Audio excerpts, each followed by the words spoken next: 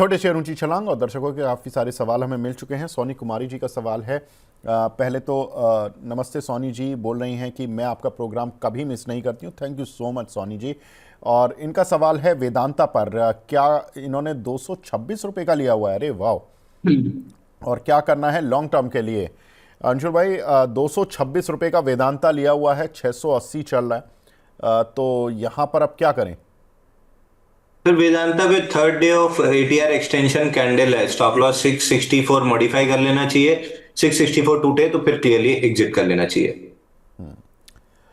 शशि भूषण जी हैं। शशि भूषण जी, मैं जानता हूं कि आपका सवाल उस दिन शायद सुपर चैट पर आया था, ले नहीं पाए थे क्योंकि वो सुपर चैट में कहीं दब गया था। लेकिन आपका सवाल आज लेता हूं। लेमन ट्री 162 रुपये का लिया हुआ है इन्होंने, और थॉमस कुक 164 रुपये का लिया हुआ है।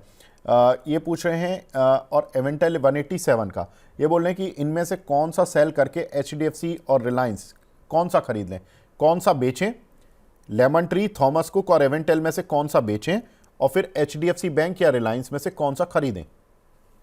फिर लेमन ट्री तो 139 मेजर सपोर्ट जोन पे बुलिश एविडेंस बना तो बाई बनेगा, नहीं तो छोड़ देंगे। तो अभी लेमन ट्री तो बेचने का नहीं बनता। थॉमस कुक में क्लियरली 152 का ब्रेकडाउन है। 152 के नीचे ये स्टॉक 117 और 117 टूटता है तो फिर लंबी डाउनसाइड खुल जाएगी 86 तक।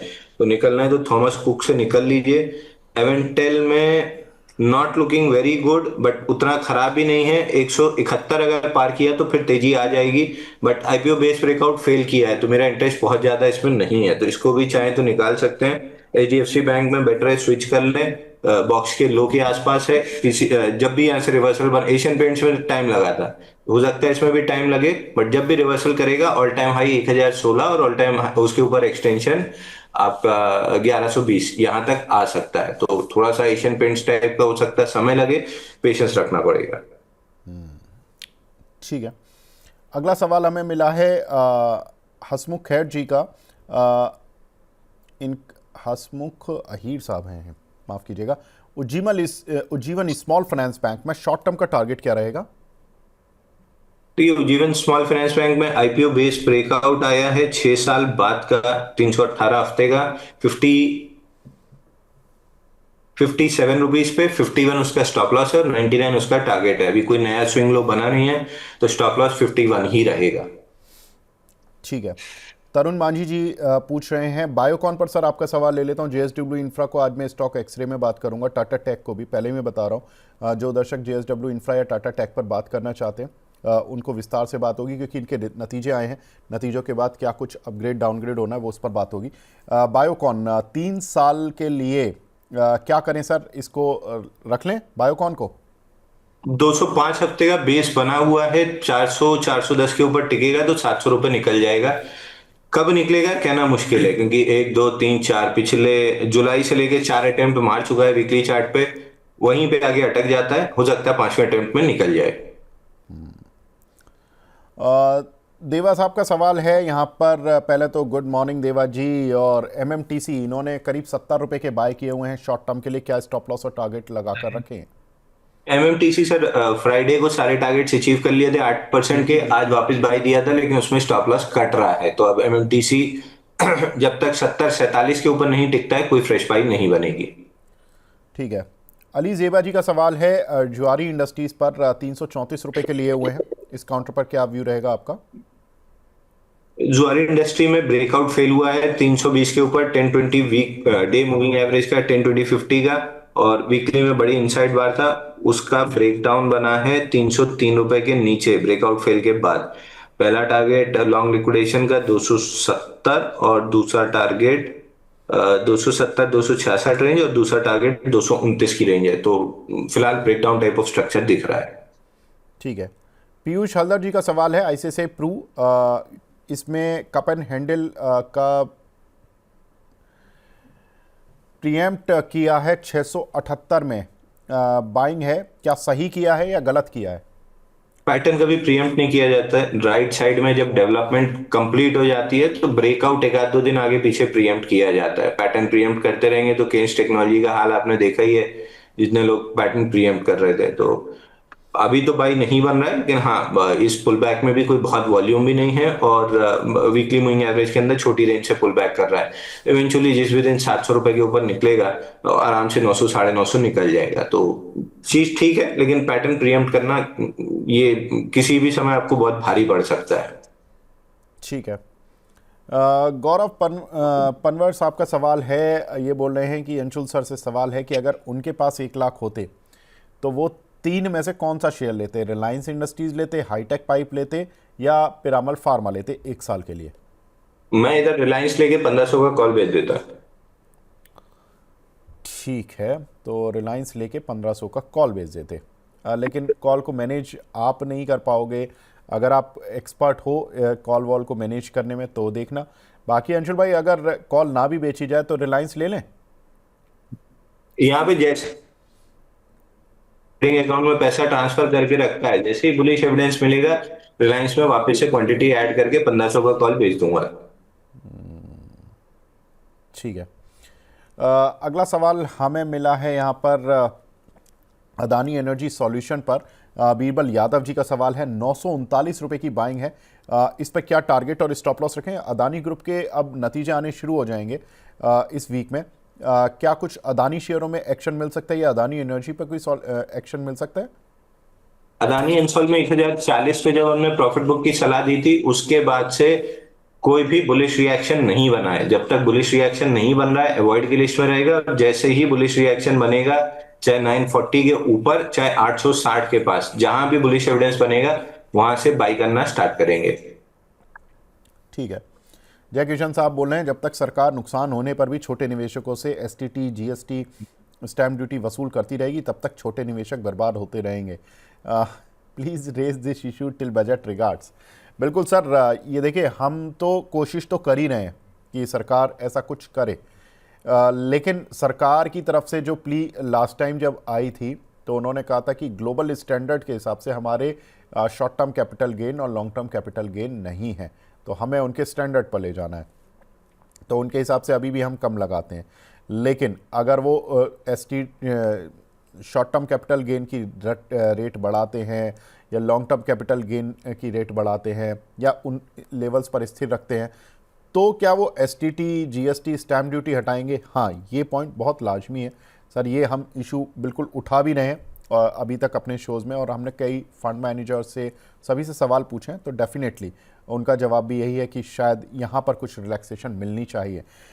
एक हमारे दर्शक हैं श्रवण सिंह जी। सर इस पे मेरा उल्टा एक सवाल है, क्या एसटीटी, मान लीजिए कल को मैं वित्त मंत्री से बात करके एसटीटी या जीएसटी सब हटा दूंगा, तो क्या प्रॉफिटेबल हो जाएंगे? तो नहीं अंशुल भाई, बात ये नहीं होती। बात ये होती है कि कई बार जब ट्रेडर्स का, जब एक तो वैसे ही प्रॉफिट नहीं आ रहा, मान लो 3,000 रुपये किसी ने कमाए, अब वो कट पिट के उसके 1,500 2,000 रह गए, तो उसको ये लगता है कि इतनी तो मेहनत की पूरे दिन, 3,000 और 2,000 में बड़ा अंतर आ जाता है। तो ये कई बार चीज़ हो जाती है, कई बार बहुत सारे ट्रेड हो जाते हैं, आपकी ट्रेड फ्रीक्वेंसी भी कई बार अगर आप 10 ट्रेड मार सकते हो दिन में, तो आप कई बार सोचते हो कि नहीं, कन्विक्शन के साथ 5 ही मार लो, 5 थोड़े से कन्विक्शन वाले भी नहीं मारूंगा, क्योंकि हो सकता है कि अगर उल्टा पड़ गया तो और उल्टे खर्चे और देने पड़ जाएंगे। तो कई बार ये भी हो जाता है।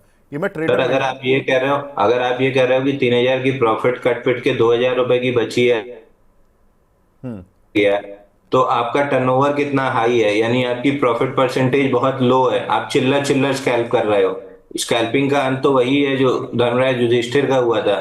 तो जो चीज आपके कंट्रोल में नहीं है उस पे रोते रहने से अच्छा है जो चीज आपके कंट्रोल में है, अमेजॉन खोलिए, चार्ट ऑफ बुक ऑर्डर कीजिए, पढ़िए उसको, चार्ट पे फ्री में ट्रेडिंग व्यू मिला हुआ है, उसको प्रैक्टिस कीजिए और प्रॉफिट निकालना सीखिए। प्रॉफिट में से ही ना चीजें ले जाएंगे, घर से थोड़ी ले जाएंगे।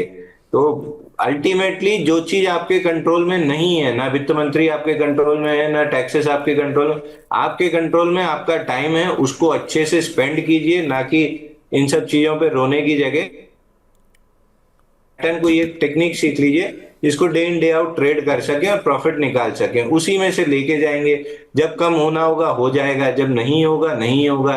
जब एसटीटी नहीं था तब भी रिटेल लॉस करता था, अभी है तब भी लॉस करता है। तो एसटीटी या कैपिटल गेन या इनसे प्रॉफिट लॉस नहीं डिफाइन होता है, आप अगर अपनी कैपेबिलिटी डेवलप कर लेते हैं तो आपको प्रॉफिट होना स्टार्ट हो जाएगा और प्रॉफिट में से ही वो खर्चा जाएगा। सो फोकस गलत जगह है, फोकस को पहले सही जगह कर लीजिए कि अपना, बहुत दूर की बात नहीं करता हूं, अपना अपना मोबाइल खोल लीजिए, उसमें एक्टिविटी ट्रैकर खोल लीजिए और देखिए आपने इंस्टाग्राम पे कितना समय खर्च किया है। 1 घंटा 1.5 घंटा आपने खर्च किया होगा, वो 1.5 घंटा अगर आप खोल के फ्री में मार्क मिनरविनी के या ट्रेडर लाइन चैनल खोल लीजिए, रिचर्ड मॉर्गलन का तमाम तरह के ट्रेडर्स के इंटरव्यू पड़े हुए हैं, अगर वो पढ़ लेंगे सीख लेंगे। अभी कल मैं एक फेस टू फेस इंटरव्यू देख रहा था, वो मितेश ठक्कर जी का, जो हम अपने बचपन से देखते आए हैं, उनका फेस टू फेस इंटरव्यू देख रहा था। पूरे इंटरव्यू में मेरे को कुछ भी नहीं मिला, कोई नई चीज ट्रेडिंग स्टाइल या स्ट्रैटेजी नहीं मिली। अंत में आखिरी 15 मिनट का डिस्कशन जो मैं यहाँ बार बार चिल्ला रहा हूँ, वो बोल के जा रहे हैं कि ट्रेड में 0.5% या 0.3% का रिस्क लिया जाता है, क्वांटिटी कैलकुलेटर, रिस्क मैनेजमेंट, यही चीज वो रिपीट कर रहे हैं, यही चीज मैं रिपीट कर रहा हूँ, यही चीज आपको रिचर्ड मॉर्गलन या ट्रेडर लाइन के चैनल पे एन नंबर ऑफ इंटरव्यूज में मिल जाएगा। फोकस तो पहले सही जगह कर लीजिए कि करना क्या है, तब ना ये सब बातें अच्छी लगेंगी सुनने में कि हाँ यार 1 लाख कमाया था उसमें से 20,000 टैक्स में निकल गया, ये थोड़ा सा गवर्नमेंट को कम कर देना चाहिए। तो फोकस पहले सही तो कर लीजिए कि करना क्या है। नहीं अंशुल जी, मैंने तो खैर उनका एग्जाम्पल लिया था कि 3,000 कमाए, 2,000 रुपये उन्होंने मतलब नेट में कमाए। मैं ब्रॉड ब्रॉड पर्सपेक्टिव पे बात कर रहा हूँ सर, मैं आपके एग्जांपल की या उसकी बात नहीं कर रहा हूँ, मैं बात कर रहा हूँ कि रिटेल का फोकस गलत जगह पे है। फोकस लर्निंग और उसके बाद एल हटा के अर्निंग पे आ जाएगा तो ये सब चीज कोई मायने नहीं रखेगी कि क्या टैक्स है क्या नहीं है। हाँ पिंच जरूर करेगा, मगर जब 1 लाख रुपए बैंक अकाउंट में आया है 10,000 टैक्स कट के भी, तो वो 1 लाख से आप बच्चों के लिए कोई खिलौने, घर के लिए फर्नीचर, ये हॉलीडे, ये सब खरीद सकते हैं। तो फोकस वो 10,000 टैक्स ना देने पे होने की जगह 1 लाख रुपए कमाने पे कर लीजिए ना, बच्चे तो उसी में खुश रहेंगे। बिल्कुल ठीक है, आगे बढ़ते हैं। बैंक ऑफ इंडिया में मंथली ब्रेकआउट है या आईएफबी एग्रो में बाउंस बैक है, इस पर सवाल पूछ रहे हैं श्रवण सिंह जी। एसबीआई, पहले तो इसका बताइए, मंथली ब्रेकआउट है क्या इसमें? एसबीआई या बैंक इंडिया, कौन सा पूछा सर? पहले स्टेट बैंक ऑफ, माफ कीजिएगा सॉरी, बैंक ऑफ इंडिया ही है। बैंक ऑफ इंडिया और IFB agro. Bank of India में तो यूनियन बैंक जैसे 452 हफ्ते का बेस ब्रेकआउट है। अब चूंकि 3 बैंकों में एक साथ ब्रेकआउट है, अगर कटे तो तीनों कटेंगे, अगर चले तो तीनों चलेंगे, तो बेटर है तीनों में जो सबसे ज्यादा रिलेटिव स्ट्रेंथ है यूनियन बैंक, उसको कर लेना चाहिए। बाकी बैंक ऑफ इंडिया में भी 452 हफ्ते का बेस ब्रेकआउट है, 138 का स्टॉप लॉस है, 154 का ब्रेकआउट है, 300 रुपए का टारगेट है। But relative strength, institution volume और क्लीन स्ट्रक्चर यूनियन बैंक का ज्यादा अच्छा है, इसलिए मैंने बैंक ऑफ इंडिया छोड़ के यूनियन बैंक सेलेक्ट किया था। अब कौन सा चल जाएगा ये तो समय बताएगा। आपका आईएफबी एग्रो, हाँ जी, आईएफबी एग्रो में बहुत बड़े बेस का ब्रेकआउट आया था 2018 से 888 पे 1,600 रुपए तक गया, और फिर अभी मंथ वीकली चार्ट पे एक फील्ड ब्रेकआउट बना है, प्रीवियस ऑल टाइम हाई 1,646 का 10 वीक मूविंग एवरेज पे आके रुक गया है। तो अब प्रोबेबिलिटी ऑफ बाउंस बैक बनी है जो गैप फिल करने के लिए 1,650 तक जा सकती है। ठीक है। एक हमारे दर्शक हैं चमनप्रीत सिखाओ जी, ये सवाल पूछ रहे हैं। पहले तो गुड मॉर्निंग सिखाओ साहब। इक्विटास बैंक, इस पर अगर ये 70 रुपये पहुंचता है, Anshul sir had ask for his opinion once it reaches at 70, ये 70 रुपये पहुंच गया क्या इक्विटास? एक बार देख लेते हैं। अभी पहुंचा नहीं है, पहुंचने वाला है। 68 रुपये तो आ ही गया अंशुल भाई। हाँ 71 रुपए के आसपास एक बार सवाल पूछ लीजिएगा। Last sell before the buy weekly पे वही है, 71 से गिर के 48 करीब का लो बनाया था, धीरे धीरे करके आ रहा है। 71 निकला last sell before the buy, अगर ये निकला तो फिर थोड़ा सा ट्रेंड चेंज होगा। बट अगेन अगर आपको स्मॉल फाइनेंस बैंक ही करना है, अगर यही चीज करना है, तो आईडीएफसी का चार्ट लगा लीजिए, बाजू में तीनों चार्ट ऐसे आजू बाजू लगा लीजिए, इक्विटास, उज्जीवन और IDFC. Ujjivan small finance bank में 6 साल का आईपीओ बेस ब्रेकआउट आ रहा है। आईडीएफसी फर्स्ट बैंक 74 का ब्रेकआउट लेके 84 का टारगेट कर दिया है, यहाँ पे कंसोलिडेट करके 100 का ऑल टाइम हाई और 110 निकल जाएगा। इक्विटास स्मॉल फाइनेंस बैंक 115 का 67 रुपए खड़ा है, यानी 50% नीचे, इतनी ओवरहेड सप्लाई है। तो relative strength clearly IDFC first bank और उसमें उज्जीवन में सबसे ज्यादा है, आईडीएफसी फर्स्ट बैंक सेकंड पे आता है, इक्विटास बैंक तो कहीं लिस्ट में ही नहीं आएगा रिलेटिव स्ट्रेंथ के। तो अगर कमजोर मार्केट में ऐसे रिलेटिव वीकनेस वाले ब्रेकआउट्स प्ले करेंगे, फेलियर के चांसेस हाई रहेंगे। ठीक है। एक सवाल हमें मिला है, हरी वर्क के नाम से आईडी बना हुआ है, डिक्सन टेक का by side good opportunity volatile spikes new order call. ये कॉल पुट का सवाल है, लेकिन मैं डिक्सन टेक पर आपकी राय जानना चाहता हूँ। अंशुल जी, कहाँ लग रहा है आपको ये? डिक्सन 472 पे जो बाइंग क्लाइमेक्स आया था, उसका पहला टारगेट 10,616, जो बोलते बोलते गला थक गया, वो आ चुका है। अब यहाँ से बाउंस बैक कर सकता है, प्रोबेबली ऑर्डर फ्लो 11,800 तक, और अगर डीपर स्ट्रेच लिया तो 50 डे मूविंग एवरेज 13,000 तक। बट नेक्स्ट लेग में जब भी डाउन मूव आएगी 8,450 तक निकल जाएगा, जो बाइंग क्लाइमेक्स का दूसरा टारगेट है। जस्ट डेड कैट बाउंस, उसके बाद 8,450 खुला हुआ है। ठीक है।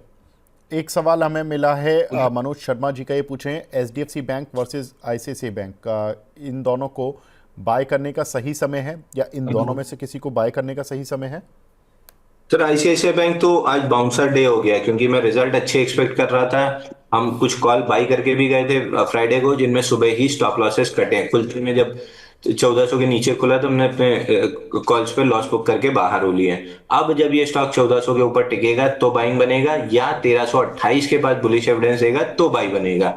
तो एज ए ट्रेडर एक स्टॉप लॉस कटा है, बट एज एन इन्वेस्टर ये डिप अपॉर्चुनिटी आपकी बाई करने की होगी। एचडीएफसी बैंक थोड़ा सा ज्यादा अच्छा है रिलेटिव स्ट्रेंथ, बट मेरे को सबसे ज्यादा रिलेटिव स्ट्रेंथ इस समय एक्सिस बैंक और इंडसइंड बैंक में दिख रही है, तो मैं उन दो को प्रेफर कर रहा हूँ। आईसीआईसीआई बैंक रिजल्ट प्ले ऊंट गलत करवट बैठ गया, कोई दिक्कत नहीं, छोटा मोटा लॉस लेके निकल गए।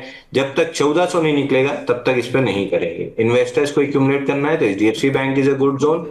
ट्रेडर्स को अगर प्ले करना है तो एक्सिस बैंक बहुत बेहतरीन है और इंडसइंड बैंक बहुत बेहतरीन है। डिप्स पे जैसी बुलिश रिएक्शन मिले बाई करके चलना चाहिए। ठीक है। अगला सवाल हमें मिला है यहाँ पर मिर्क इलेक्ट्रॉनिक पर, सर इसको बाय कर सकते हैं क्या अभी के भाव पर? आज इसमें हमारा टारगेट डन हुआ है सर, 35 रुपए में बुक करके हम एग्जिट हुए हैं इस पे। ये मेरे को याद है फ्राइडे नहीं, थर्सडे या फ्राइडे के मनी नाइन के शो में, वेटनेसडे के मनी नाइन के शो में और फ्राइडे दोनों दिन हमने डिस्कस किया था कि 35 से 36 रुपए का टारगेट है, आएगा तो प्रॉफिट बुक करेंगे। 35-40 का हाई बना है। ठीक है। श्रवण सिंह जी का एक सवाल रह गया था सुपर चैट में, ये बोल रहे हैं मंगलम वर्ल्ड वाइड में 5 वीक का ब्रेकआउट है क्या? मंगलम वर्ल्ड वाइड, हाँ, इसमें 5 वीक्स ऑफ टाइट क्लोजेस का ब्रेकआउट है, लेकिन टिका नहीं, कैंडल ऊपर गया और नीचे आ गया। तो हाँ, अगर ब्रेकआउट प्ले कर रहा है, वैसे इस टाइप के ब्रेकआउट प्ले करने चाहिए। स्टॉप लॉस आपका 273 रहेगा, और अगर ये ब्रेकआउट वर्क किया तो 350 रुपए आराम से मिल सकता है। केवल 842 करोड़ का मार्केट कैप है, 19% का फ्री फ्लोट है, यानी 8 दूनी 16, 200 करोड़ से नीचे का फ्री फ्लोट है। अगर चला तो 350 आराम से दे देगा। ठीक है। एक सवाल हमें मिला है, तरुण जी का, ये पूछ रहे हैं सर अदानी पोर्ट पर लॉन्ग टर्म के लिए क्या करना है? अदानी पोर्ट 1410 के आसपास है। अगर यहाँ पे कोई भी रिजेक्शन कैंडल बनी तो बाई करके चलिएगा, नहीं बनी तो 1309 के पास बुलिश एविडेंस देखेंगे। जहां भी बनेगा वहां से 2000 तक की रैली स्टार्ट हो जाएगी। ठीक है। एक हमारे दर्शक हैं, ये पूछ रहे हैं सर बाटा बाय कर सकते हैं क्या? बाटा इंडिया भी बाइंग क्लाइमेक्स जब इसका कंप्लीट हुआ था 1751 पे, दो टारगेट थे 1189 और 938, दोनों टारगेट आ गए हैं, लेकिन उनको एक्सीड कर रहा है, तो अभी तो बाइंग नहीं बन रही। एटलीस्ट बाउंस बैक भी प्ले करना है तो कोई बुलिश एविडेंस बनने दीजिए। अभी तो फिलहाल कंप्लीट बेरिश एविडेंस है, तो बाटा में तो नहीं बनता है। 938 के नीचे अगला सपोर्ट जोन भी 778 पे है, तो कहीं ना कहीं कोई बुलिश एविडेंस बनने का, let the market throw a reason, market को कोई रीजन देने दीजिए बाई का, तब बाई कीजिएगा। अभी तो सेल ही का दिखा रहा है 778 की तरफ। ठीक है। एक सवाल हमें मिला है, तनिष जी का, ये बोल रहे हैं कि एलटीआईएम में स्विंग ट्रेड कर सकते हैं क्या? स्विंग ट्रेड तो सब में कर सकते हैं सर, जहां पैटर्न बनाओ। एलटीआईएम में वीकली पे फ्लैग पैटर्न का लास्ट वीक ब्रेकआउट था, करंट वीक में फॉलो थ्रू नहीं है। ले रहे हैं तो आइडियल स्टॉप लॉस आपका 5,900 का होता है, यानी 400 रुपए नीचे, और टारगेट आपका 7,000 रुपए ऊपर का बनेगा, यानी 750 रुपए ऊपर। तो आई वुड सजेस्ट कि वीकली पे 2-3 हफ्ते टाइट रेंज, जैसे अभी मंगलम में हमने डिस्कस किया, अगर टाइट रेंज बनती है और स्टॉप लॉस 100-150 रुपए के अंदर आता है, तो फिर 700-800 रुपए जाते जाते 1:4 1:3 की रिस्क रिवॉर्ड होगी, यहाँ तो 1:2 का भी नहीं हो पा रहा है। तो मैं ये ब्रेकआउट में जब टाइटनेस बन जाएगी डेली या वीकली पे 3-4 दिन 3-4 हफ्ते की, तो मेरा इंटरेस्ट होगा जब स्टॉप लॉस छोटा हो जाएगा। ठीक है। एक हमारे दर्शक हैं केपीएल पे पूछ रहे हैं, अंबर सिंघा जी, केपीएल एनर्जी 350 पर लिया हुआ है, किस लेवल पर ऐड करें? आप बुलिश एविडेंस बनने का वेट कीजिए, जब तक वो नहीं बन रहा है तब तक अवॉइड कीजिए। ठीक है। अगला सवाल हमें मिला है आनंद वर्मा जी का, आईओसी और बीपीसीएल में प्रॉफिट बुक करें या होल्ड करते रहें? सर मेरा एक सवाल है, क्या 2,28,000 करोड़ के मार्केट कैप वाले शेयर को मैं मैनिपुलेट कर सकता हूं? नहीं, आप तो नहीं कर सकते। मेरे कल उत्तर दे देता हूँ। परसों एक क्लाइंट का फोन आया था, पहले डीलर पे खूब चिल्लाया, फिर जूनियर एनालिस्टों पे चिल्लाया, फिर मेरे ऊपर चिल्लाया कि आप इस स्टॉक को मैनिपुलेट कर रहे हैं। तो मेरे को तो समझ ही में नहीं आया, तो मैंने लास्ट में फोन सॉरी बोल के फोन रख दिया। मतलब 2,28,000 करोड़ का मार्केट कैप, 10% चलाने के लिए भी 22,800 करोड़ चाहिए। 22,800 करोड़ मेरे पास होते तो मैं विजय केडिया जैसे गाने बना के ट्विटर और इंस्टाग्राम पे पोस्ट कर रहा होता है। तो मतलब रिटेल इन्वेस्टर्स की expectations and logics beyond a point है। खैर, आईओसी में 150 टू 144 एक्यूमुलेशन जोन है, वहां मिले तो फ्रेश बाई करना चाहिए। 170 के ऊपर ब्रेकआउट दे तो फ्रेश बाई करना चाहिए।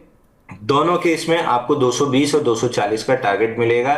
मैं आईओसीएल, एचपीसीएल, बीपीसीएल में टारगेट लगाने के फेवर में कभी नहीं हूं, ना पहले था ना अभी हूं। केवल और केवल 20 वीक मूविंग एवरेज यानी 100 डे मूविंग एवरेज को ट्रेलिंग स्टॉप लॉस बना के खींचते जाना चाहिए, क्योंकि ये स्टॉक जब तक उस लेवल को नहीं तोड़ते हैं अप ट्रेंड बना ही रहेगा इनमें, और ब्याज का पैसा आपको डिविडेंड के तौर पे मिल ही रहा है, तो आप कोई एफडी का भी नुकसान नहीं कर रहे हो। तो मेरे हिसाब से टारगेट लगाने की जगह 20 वीक मूविंग एवरेज को ट्रेलिंग स्टॉप लॉस बना के इनको दौड़ने दीजिए, 3-4 साल बहुत मोटा पैसा कमा के देंगे। मनोज कुमार बनवाल साहब पूछ रहे हैं, कह रहे हैं सर अदानी शेयरों में बड़ा लॉस हो रहा है। उन्होंने अदानी एनर्जी लिए 989 के, अदानी पोर्ट लिए 1511 के, ग्रीन एनर्जी लिए 1006 के और पावर लिए 143 रुपये के। बोल रहे हैं कि कहीं और स्विच कर लें या इनमें बने रहें? अदानी पावर तो लेना ही नहीं चाहिए था, क्योंकि 1.5 साल का काम 5 दिन में किया था, तो अब अगले 1.5 साल वो आराम ही करेगा। जब एटीआर एक्सटेंशन और buying climax type of candle दोनों 22-23 सितंबर को दिखी थी, तब से 1.5 साल के लिए हमने इसको स्टॉक से हटा दिया है। बाकी स्टॉक्स अगर आपके पास 2-3 साल का समय है तो बिल्कुल यहां से बहुत मोटा पैसा कमा लेंगे। लॉस आपको आपका इम्पेशंस देगा, अदानी नहीं देगा। ठीक है। एक हमारे दर्शक हैं आरबीएल बैंक पर पूछ रहे हैं, 110 रुपये पर इन्होंने बाय किया हुआ है। आरबीएल बैंक में 301 रुपए का ट्रेलिंग स्टॉप लॉस है, अगर इसके नीचे क्लोज करता है तो ट्रेलिंग स्टॉप लॉस हिट होगा। फिर ये अपना ब्रेकआउट पॉइंट जो 269 जहां से रैली स्टार्ट हुई है उसको रीटेस्ट करने जाएगा। अगर ट्रेडर है तो 301 के नीचे अगर क्लोज करता है, 300 के नीचे, तो स्टॉप लॉस मतलब अपना प्रॉफिट बुक करके एग्जिट कर लीजिएगा और री एंट्री के लिए पैटर्न का वेट कीजिएगा। अगर आप इन्वेस्टर हैं तो बहुत ज्यादा छेड़छाड़ मत कीजिए, ऐसा ना हो कि छूट जाए। 246 हफ्ते का बेस ब्रेकआउट है, बहुत आराम से ये छोटे मोटे नी जर्क रिएक्शन देता रहेगा, बट 381 और 428 के टारगेट मिलेंगे। तो it is all investor versus trader. Trader 300 के नीचे अपनी प्रॉफिट बुक करके एग्जिट करें और री एंट्री का वेट करें। इन्वेस्टर 381 पे सवाल पूछें। ठीक है। एनसीसी, उमेश जी का सवाल है, एनसीसी पर आपकी राय? एनसीसी में 4 दिन के फ्लैग का ब्रेकडाउन आ रहा है। एनसीसी आपको याद भी होगा 290 पे बाइंग क्लाइमेक्स हुआ था, 168 का पहला टारगेट था जो कंप्लीट हो चुका है, 83 का दूसरा टारगेट है जो आएगा, मिडवे 134 पे एक सपोर्ट है, तो यहां से 134 बाउंस बैक, फिर 82.95 का टारगेट। ठीक है। विनय कुमार जी पूछ रहे हैं सर, जुपिटर वैगन इन्होंने 350 पर बाय किए थे, अभी होल्ड कर सकते हैं क्या? जुपिटर वैगन में अगेन 346.75 नहीं निकला, नीचे पुल बैक 285 तक आया। वेडनेसडे ठीक ठाक कैंडल बनी थी। फ्राइडे और आज मिला के नैरो रेंज बन रहा है। बजट तक होल्ड कर लीजिए, बजट के बाद इन स्टॉक्स पे सवाल पूछेंगे तो ज्यादा अच्छा रहेगा। 99% बजट के बाद इन स्टॉक्स में लंबी पिटाई होगी। एक हमारे दर्शक हैं हर्षित मंगल जी, ये पूछ रहे हैं रिलायंस 1435 की बाइंग है, अभी किस लेवल पर और ऐड कर सकते हैं? सर रिलायंस में खुद खरीदने बैठा हूं तो मैं buy sell stop loss target आपको नहीं दूंगा। जैसे ही बुलिश एविडेंस बनेगा बाई करके 1500 की कॉल बेचूंगा। तो right trade about to happen, David Weis की जो किताब है उसका title trades about to happen, तो it is a trade about to happen. तो आई वुड, मतलब मैं रुकना चाहूंगा इस पे कुछ भी बोलने से पहले, क्योंकि बोलने के बाद फिर से भी करने नहीं देगी। तो आई वुड वेट, मैं इस पे नहीं बोलना चाहूंगा।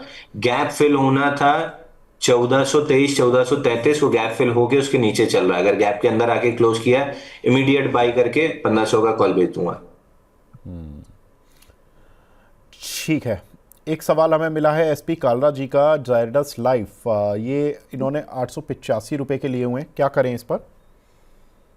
जाइडस लाइफ में ब्रेकडाउन आया है। 786 का टारगेट हम बहुत समय से डिस्कस करते आ रहे हैं, वो बहुत आराम से आ जाएगा। बाइंग क्लाइमेक्स भी हुआ था और गैप ब्रेकडाउन भी इसमें 26 अगस्त 2024 को 1136 पे बना था। उसका पहला ही टारगेट अभी 768 नहीं आया है, वो आने के बाद फिर नेक्स्ट टारगेट रिवाइज करेंगे। ठीक है।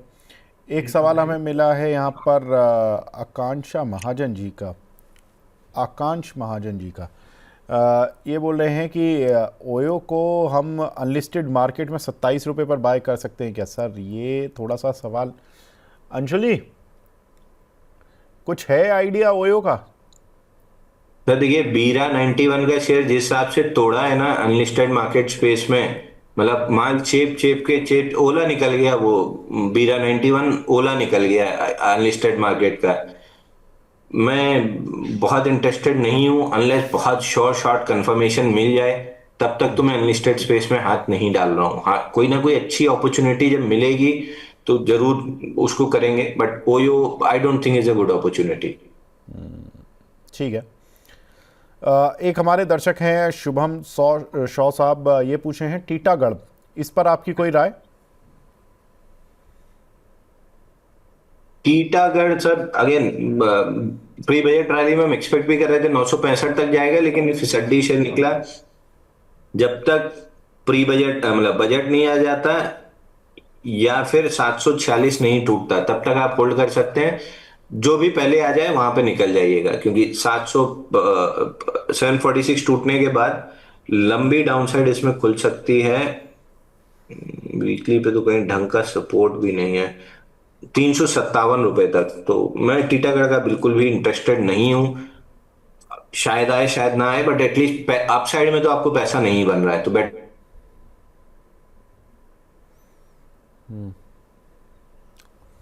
आज बीच बीच में थोड़ा सा इंटरनेट कनेक्टिविटी में इश्यूज आ रहे हैं, लेकिन चलिए कोई बात नहीं, आगे बढ़ते हैं। एक सवाल हमें मिला है गांधी अमिता जी का, हमारी रेगुलर व्यूअर हैं, प्राइम मेंबर भी हैं, सीजी पावर, इसमें इन्होंने 630 की स्ट्राइक की कॉल ली हुई है 5 रुपये 40 पैसे पर, अभी नीचे है, क्या करें? मैम ये थोड़ा आप एफ एंड ओ वाले सेगमेंट में पूछती तो ज़्यादा अच्छा लगता, लेकिन मैं फिर भी शॉर्ट टर्म व्यू दिलवा देता हूँ। सीजी पावर पर 630 रुपये का अगर इन्होंने लिया है, अंशुल जी कॉल को भूल जाइए, आप बस ये बता दीजिए कि सीजी पावर कैसा दिख रहा है? सीजी पावर में जब 786 का फील्ड ब्रेकआउट था और 717 का ब्रेकडाउन, 654 और 578 का टारगेट था। अब फ्राइडे को 578 के नीचे क्लोज किया, जिसके ऊपर गैप अप दिया है। पहला pull back 10 day moving average तक आना था जो आ गया अब, लेकिन ये डीप पुल बैक देगा। तो 20 डे मूविंग एवरेज 624 पे है, वहां तक तो आना चाहिए। और अगर उसके ऊपर निकला तो 654 तक 50 डे मूविंग एवरेज तक पुल बैक ले सकता है। बट इवेंचुअली पुल बैक लेने के बाद अभी भी तीसरा टारगेट बाइंग क्लाइमेक्स का 517 खुला हुआ है। तो पुल बैक में बेचने की कोशिश कीजिए, 517 आ जाएगा नीचे में। ठीक है। एक हमारे दर्शक हैं मोहित जी, ये पूछ रहे हैं सर इंडिया बुल्स के 1800 शेयर हैं 23 रुपये के भाव के, क्या इसको और ऐड कर सकते हैं? और करना है तो इन्हीं लेवल पे कर सकते हैं क्या? और can I start SIP in this stock for next 10 years? 130 crore का मार्केट कैप है, कंपनी प्रमोटर सब उलझे हुए हैं इधर उधर के केसों में। कोई क्लीन कंपनी में जाके इन्वेस्ट कीजिए, और 10 साल के लिए करना है तो स्मॉल कैप म्यूचुअल फंड में कीजिए जहां वेल्थ बन सकती है। इसमें एक गैप फिल होना था 1343 तक, वहीं 10 डे मूविंग एवरेज था जो आज हो गया है। अब अगर आज का हाई 1355 निकलता है तो 1448, 1487 और 1540 यहां तक जा सकता है। ये जो भावनाओं में बह के ओवर एम्बिशियस हो जाते हैं कि माइक्रो कैप स्टॉक में, बल्कि ये तो और पेनी कैटेगरी में भी आ सकता है, 130 करोड़ का मार्केट कैप है, जो अति भावनाओं में बह जाते हैं ना, 10 साल 20 साल इन्वेस्टमेंट कर दूंगा, आरकॉम, आपके सुजलॉन, आइडिया, इन सब के हाल देख के आपको ये सीख मिलनी चाहिए कि अगर लॉन्ग टर्म इन्वेस्टमेंट करना है तो म्यूचुअल फंड में एसआईपी कर लीजिए, शॉर्ट टर्म ट्रेड करना है तो स्टॉप लॉस लगा के सामने सामने लड़ने आइए। अगला सवाल हमें मिला है एसजीएस क्रिकेट एकेडमी से। ये पूछ रहे हैं लेंस कार्ड 457 की बाइंग है इनकी, इसमें क्या करें? लेंस कार्ड में सर आईपीओ बेस ब्रेकआउट आया था 438 के ऊपर, केवल ब्रेकआउट वाले दिन अच्छी कैंडल थी, उसके बाद से कंटिन्यूअसली वीकिश कैंडल्स हैं। तो अगर 438 निकला तो फिर ये अपना ऑल टाइम लो 356 भी टेस्ट कर लेगा। तो मेरा बाइंग में तो कोई इंटरेस्ट नहीं है। अगर आप लोगों के पास लॉन्ग है, 438 का सपोर्ट है, 435 रुपए का क्लोजिंग, थोड़ा बफर देके 435 का क्लोजिंग बेसिस स्टॉप लॉस ले लीजिए। वो नहीं निकलना चाहिए, क्योंकि वो निकला तो आईपीओ लो या ऑल टाइम लो 356 आराम से आ जाएगा। जियास मुंशी जी का सवाल है, बजाज फाइनेंस खरीदा है 950 में, क्या करें सर? 6 महीने का व्यू है। बजाज फाइनेंस में ठीक ठाक 50 वीक मूविंग एवरेज पे हैमर बना था लास्ट वीक, वहां से ठीक ठाक पुल बैक आ रहा है। जो 10-20 वीक मूविंग एवरेज 993 तक आ सकता है। 993 निकलने के बाद ये अपना अप ट्रेंड रिज्यूम कर लेगा। तो 993 995 जोन में एक बार सवाल पूछ लीजिएगा। अगर वहां अटका तो फिर एग्जिट करेंगे, नहीं अटका तो फिर आराम से स्लाइस थ्रू करते हुए ऑल टाइम हाई निकल जाएगा। बट वो लेवल काफी इंपॉर्टेंट है, वहां पे एक दो बार सवाल जरूर पूछ लीजिएगा। ठीक है। टाइमेक्स का शेयर सर लॉन्ग टर्म के लिए कैसा लग रहा है? टाइमेक्स बाइंग क्लाइमेक्स कंप्लीट कर चुका है। हाँ, हाँ बाइंग क्लाइमेक्स इसमें बन चुका है, और right at buying climax breakdown है। जैसे 17,400 पे डिक्सन था, वैसे ये राइट एट ब्रेकडाउन पॉइंट है 313। अगर ये ब्रेकडाउन सस्टेन होता है तो सीधा सीधा 200 रुपए का टारगेट खुलेगा। तो बाइंग क्लाइमेक्स ये टाइटन तो अगले 1.5-2 साल 3 साल मेरी लिस्ट से ही बाहर हो जाएगा। एक सवाल हमें मिला है यहाँ पर मोहम्मद साहब का, इशाक साहब का, ये पूछ रहे हैं एक्मे सोलर 267 का इन्होंने लिया हुआ है, इस काउंटर पर आपकी राय? तो एक्मे सोलर में 20 वीक मूविंग एवरेज से वापस से ब्रेकडाउन आया है। 236 जो प्रीवियस सपोर्ट भी था वही रेजिस्टेंस बना, उसके जस्ट 10 रुपए ऊपर 10, 20, 50 वीक मूविंग एवरेज भी था। तो 202 का स्विंग लो वापस टेस्ट हो सकता है, बट शैलो पुल बैक है तो शायद 202 इस राउंड में ना टूटे, एक और पुल बैक देके उसके बाद 202 तोड़े। तो स्टॉक वीक है। आईपीओ बेस ब्रेकआउट फेल हुआ था 295 पे, जिसका टारगेट 166 रुपए है। ठीक है। साक्षी जी पूछ रही हैं जियो फाइनेंस और एमपीएस आपने दिवाली पिक दिया था, क्या अभी ले लें? ये दिए थे क्या जियो दो? फाइनेंस जियो फाइनेंस मैंने दिवाली पिक दे ही नहीं सकता सर, क्योंकि लास्ट ईयर जून जुलाई में ये बात हुई थी कि 342 का जो टारगेट है वो टेस्ट होने की जगह 330 पे क्लाइमेटिक मूव बन गई है। एक साल के लिए जियो फाइनेंस को छोड़ दीजिए, ये आपको 280 और 320 330 की रेंज में ही मिलेगा। एक साल समय खराब करने की जगह कहीं और निकल लीजिए, एक साल बाद आके 19-20 इसी रेट पे मिलेगा, जो अभी एडा के लिए भी मैं बोलता हूँ। तो जून जुलाई से जियो फाइनेंस मेरी वॉचलिस्ट से बाहर है, तो दिवाली पिक देने का तो सवाल ही नहीं उठता।